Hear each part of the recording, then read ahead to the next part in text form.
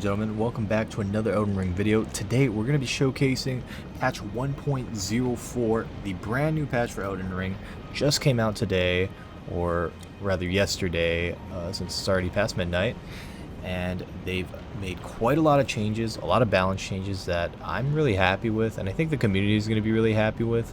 But one of the main ones is going to be to the spells as well as the weapon arts. So as you can see here, we have the Lion's Claw, the weapon skill, and it has an increased recovery time, which means we're going to be able to cast this bad boy a lot faster if we want to chain it, or if we want to go into a row, then our row attack. Whoa, that scared me.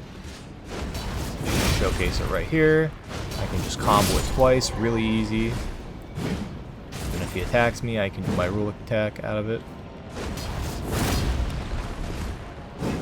So that is quite a big change to the Lion's Claw, and I'll show side-by-side comparison of that in a second. And what I also want to show is the Giant Hunt. So Lion's Claw, I think people can actually start using this in PvP now. Giant Hunt people already were using in PvP, but this is going to be a lot better because, I mean, it's got crazy. It has such insane damage, Giant Hunt. And now that you can actually recover out of it a little bit faster, you can actually either row to avoid a punish, or you can follow up with another attack. So you could follow up with that. You can follow up with the poke attack. Like, it knocks them in the air, and then they fall down, and then you just get the poke in. You're not locked into that animation for very long. So I think both Giant Hunt and Lion's Claw are going to be awesome for PvP. I think a lot of people are going to have fun using them. They're super flashy, and they're just really satisfying to use. So that's great. There's also the other abilities such as the Roar, Troll's Roar, and Horus Lowe's Earthshaker, which they have buffed. However, I'll show that real fast. Unfortunately, it still just has an extremely long windup. I don't see anyone ever getting caught by this. Pretty cool move, but extremely long windup.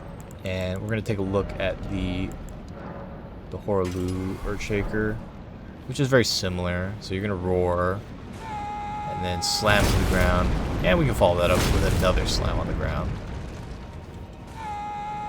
So it just has way too long of a wind up at the start, unfortunately. Like, maybe you could catch somebody with the second part of it, but I don't see anyone using that for PvP. So that's going to be it for the most part that I wanted to showcase today. I might do some more weapon showcasing tomorrow or another day. Oh, another thing they buffed that I did also want to show. So if you use a code pike, or my bad, doesn't matter what type of pike,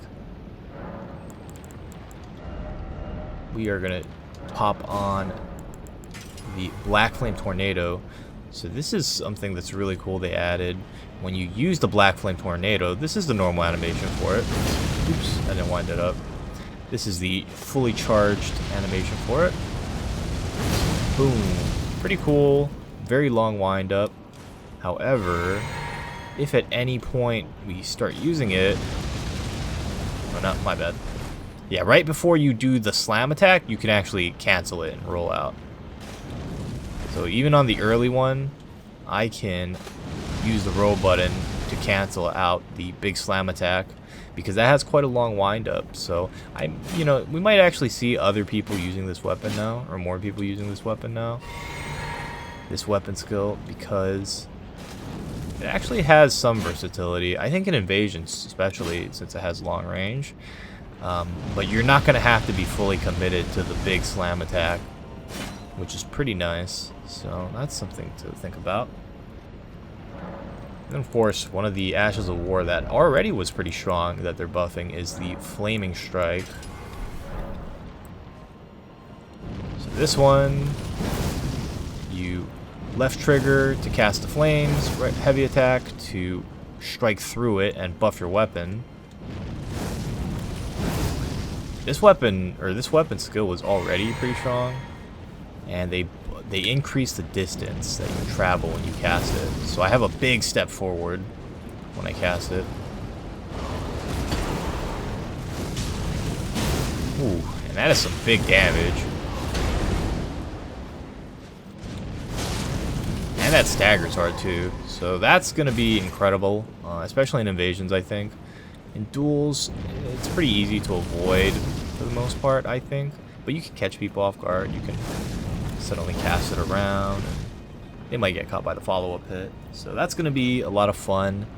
That's, for the most part, what I wanted to showcase to you guys. Just these new Ashes of War. And then, of course, I'll try to include a side-by-side. If I don't have my own footage, I'll be showcasing some footage from other YouTubers. Unfortunately, you know, I wasn't able to preemptively record the weapon arts or the weapon skills before the patch. So we're going to have to find some old footage to throw in there to compare it side by side. But I do think that I can feel a significant difference, especially with the Giant Hunt and the Lion's Claw. The recovery is actually a really big part of the ability, because people can punish you super easily if you miss the Giant's Hunt or if they dodge through it.